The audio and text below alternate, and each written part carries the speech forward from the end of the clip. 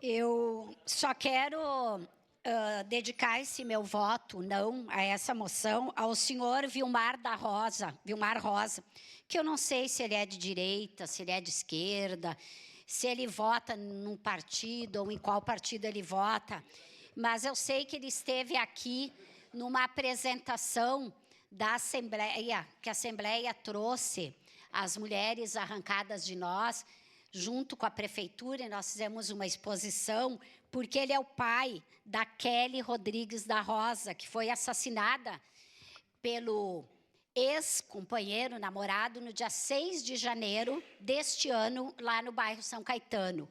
Este pai, Vilmar, ele não teve condições de falar, porque ele chorava muito. E ele não conseguiu sequer estar ali na frente. Em homenagem a esse pai e a sua filha, que foi o primeiro feminicídio de Caxias desse ano, que nós tivemos um segundo agora, em homenagem também aos familiares da Josiane, que foi estuprada, incendiada e morta na Zona Norte, não lembro agora o bairro.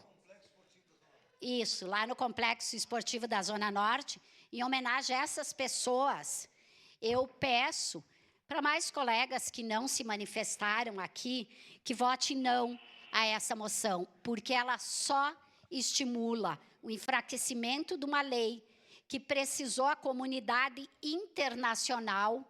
Quem não conhece a história da Maria da Penha e desta lei, pode pesquisar, é só dar um Google, que precisou a comunidade internacional se mobilizar para que o seu agressor fosse julgado e punido e ficado pouco tempo preso.